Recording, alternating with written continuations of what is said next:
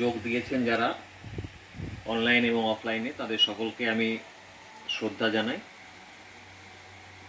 আমাদের ধারাবাহিকভাবে আমরা উপনিষদ পাঠ করছি। আমাদের এখন কঠোপনিষদ পাঠ হচ্ছে এবং তার ব্যাখ্যা এবং অনুবাদ হচ্ছে।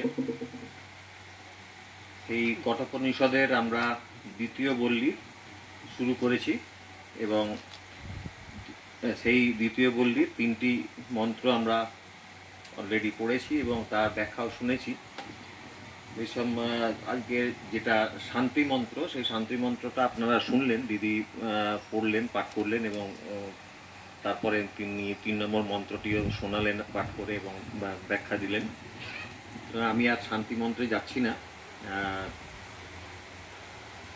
কঠোপনিষদের যে বিষয়, সেই বিষয়ের যেটি আমরা জানি সকলেই, উপনিষদ যেগুলি চলছে, নচিকেতা অতি একটি প্রতিভাবান ছেলে, যিনি যমরাজের কাছে এসেছেন। 3টি বর তিনি প্রার্থনা করেছেন, যমরাজ 3টি বর তাকে দেবেন। 3 নম্বর বর যেটি তিনি চেয়েছেন নচিকেতা, সেই 3 নম্বর বর নিয়েই এখন যমরাজ চাইছেন যে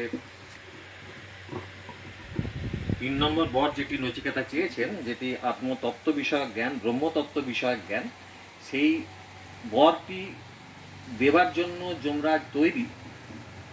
কিন্তু যেহেতু এটি অত্যন্ত মূল্যবান একটি জ্ঞান, একটি অত্যন্ত গূঢ় তত্ত্ব, তাই তিনি নচিকেতাকে একটু পরীক্ষা করে নিতে চাইছেন, একটু তাকে যাচিয়ে নিতে চাইছেন যে সে এই জ্ঞান পাওয়ার মতো উপযুক্ত অধিকারী হয়েছে কিনা। কারণ এই জ্ঞান এমনই জ্ঞান যে সকলকে এই জ্ঞান দেওয়া যায় না, কারণ তারা সকলেই অধিকারী নন।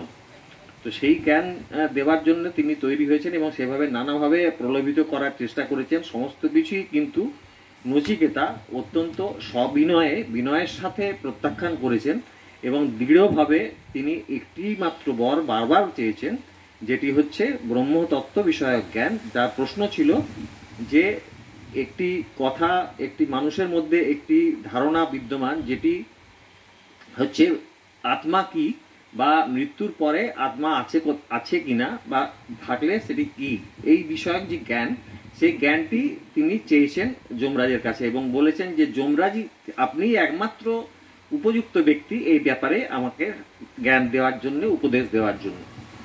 তো সেইটি শোনার পরে তিনি সমস্ত প্রলোভন ত্যাগ করার পর যখন যমরাজ বুঝতে পারলেন যে হ্যাঁ, নচিকেতা একমাত্র অধিকারী যাকে এই ব্রহ্মতত্ত্ব বিষয়ক জ্ঞান দেওয়া যেতে পারে, তখন তিনি তৈরি হচ্ছেন এই জ্ঞানটি নচিকেতাকে দেওয়ার জন্য। তার জন্যে যে ব্রহ্মতত্ত্ব, সেই তত্ত্বের যে মহিমা, ব্রহ্মের যে মহিমা, ব্রহ্ম কি, ব্রহ্মর স্বরূপ কি, সেই সমস্ত বিষয়ে শুরু করেছেন তিনি ব্রহ্মকে তাকে জানিয়ে দেওয়ার জন্য, ব্রহ্ম সম্বন্ধে। এবং তার থেকে আমরাও জানতে পারছি যে ব্রহ্ম কি, সেই বিষয়ে আমাদেরও কিছুটা জ্ঞান আমরা অর্জন করতে পারছি। 3 নম্বর মন্ত্রে সেটি বলা হয়েছিল যে নচিকেতাকে তিনি বললেন, যমরাজ, যে তুমি তো অত্যন্ত বুদ্ধিমান, কারণ তুমি সমস্ত কিছুই ত্যাগ করেছো অত্যন্ত সুন্দরভাবে, সেগুলিকে অভিধ্যান করে, মানে তাকে সম্যকভাবে বুঝে নিয়েছো। এত প্রলোভন যে ওইগুলির মধ্যে কিছু নেই, শুধুমাত্র ব্রহ্মতত্ত্বতেই যে আছে, সেই জন্যে তোমাকে এই জ্ঞান আমি দেব। এবং তাতে যে সমস্ত জাগতিক সুখে মানুষ মজে যায়, তুমি তার মধ্যে মজনি, যার জন্যে তুমি অত্যন্ত বুদ্ধিমান, এবং তোমাকে আমি এই এর মধ্যে রাখবো, অত্যন্ত ব্রহ্মতত্ত্ব বিষয়ক যে জ্ঞান তোমাকে আমি দেব। এরপরে তিনি দ্বিতীয়, মানে 4র্থ নম্বর যে মন্ত্রটি, সেই মন্ত্রটি পাঠ করছি।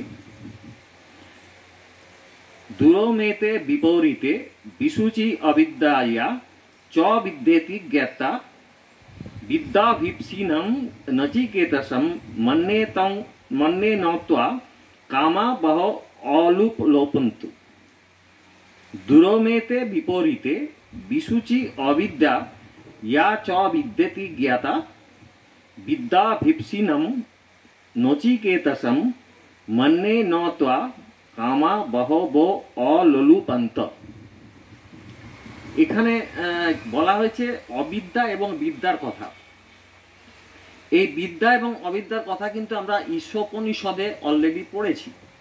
আপনাদের স্মরণে থাকতে পারে ঈশোপনিষদের 10 নম্বর মন্ত্রে আমরা বিদ্যা এবং অবিদ্যা সম্বন্ধে জেনেছি। কি জেনেছিলাম? অন্য দেবাহু বিদ্যয়া অন্য দেবাহুর অবিদ্যয়া ইতি সুশ্রুম বীরানাং যে নাস্তাদ বিচচক সিরে। এটি 10 নম্বর মধ্যে বলা হয়েছিল, যেখানে বিদ্যা এবং অবিদ্যা এই দুটোকে পার্থক্য বিভাবে সেটি কিন্তু বলা হয়েছিল। কি বলা হয়েছে? যেন বিদ্যা হচ্ছে যথার্থ জ্ঞানের অনুষ্ঠান এবং সেইগুলিতে একরকম ফল, এবং অবিদ্যা যেখানে কর্মসমূহের যথার্থ অনুষ্ঠান, যেগুলো শাস্ত্রবিধি মেনে যেগুলো করা হয় না, সেই সমস্ত যে কর্মের অনুষ্ঠান সেইগুলো করলে সেই ফলের তার ফল ভিন্ন রূপ হয়। এখানেও অনেকটাই এই ধরনেরই কথা বলা হচ্ছে। যা অবিদ্যা চ বিদ্যা ইতি জ্ঞাতা, আর বিদ্যা নামে খ্যাত। বিদ্যা এবং অবিদ্যার মধ্যে যে তফাৎ, তাদের যে ফল সেগুলো যে ভিন্ন, সেই কথাই এখানেও বলা হচ্ছে। যা অবিদ্যা মানে যেসব জিনিসগুলি, যেসব জ্ঞানটি অবিদ্যা জ্ঞান যেগুলিকে আমরা বলি, চ বিদ্যা ইতি জ্ঞাতা, আর যেগুলি বিদ্যা নামে খ্যাত, যেগুলি যথার্থভাবে শাস্ত্রবিধি মেনে হয়, সেইগুলি হচ্ছে বিদ্যা। এতে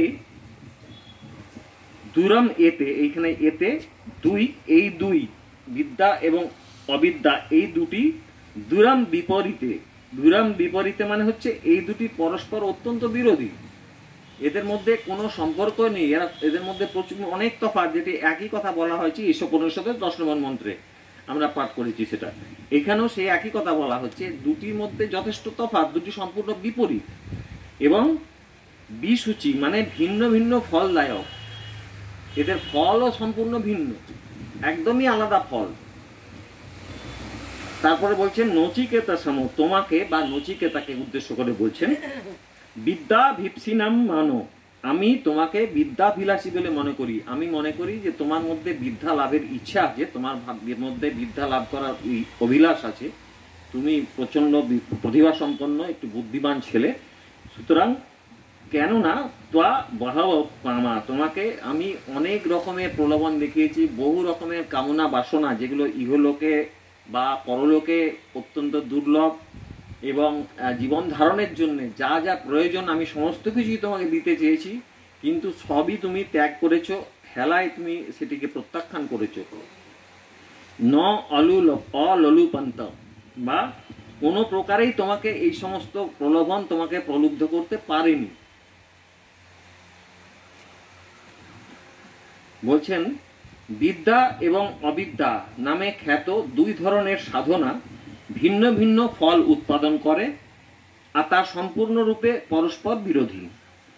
যার ভোগে আসক্তি আছে সে কল্যাণ সাধনে এগিয়ে যেতে পারে না, আর যে কল্যাণ পথের পথিক সে ওই সকল ভোগের দিকে দৃষ্টিপাত করে না। যেটা বিদ্যার কথা বলা হচ্ছে, বিদ্যা যেটা কল্যাণময় দিক, যেটা কল্যাণ সাধনের দিক, সেই পথটি যে অবলম্বন করে বিদ্যা, সে কিন্তু কখনোই অবিদ্যার দিকে দৃষ্টিপাত করে না, বা যে সমস্ত ভোগ বস্তু আছে সেইগুলির প্রতি দৃষ্টিপাত কেউ করে না। যে সব রকম ভোগকে দুঃখ স্বরূপ মনে করে সেগুলিকে পরিত্যাগ করে, সেগুলিকে মনে করে সে দুঃখ স্বরূপ ভোগের জিনিসগুলিকে, সেইগুলি তখন সে পরিত্যাগ করে, তখনই সে বিদ্যা লাভ করে, বিদ্যা।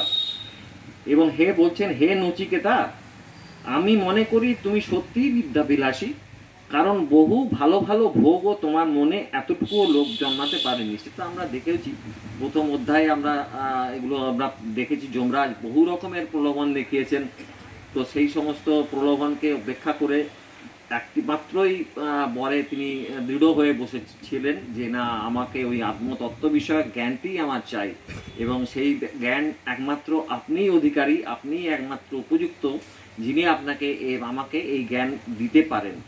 এবং সেই জ্ঞান নেবার জন্যে, এবং বা যমরাজ চাইছেন সেই জ্ঞান নচিকেতাকে দেবার জন্যে, তিনি এরপরে মহিমা যেগুলি আছে জ্ঞান আত্মতত্ত্ব বিষয়ক যে মহিমা, সেইটি বোঝাচ্ছেন এবং নচিকেতাকে বলছেন তুমি, নচিকেতার প্রশংসা করছেন।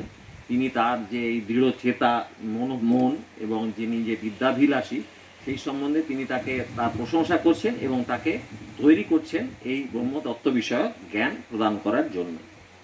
আজ এই পর্যন্তই, নমস্কার।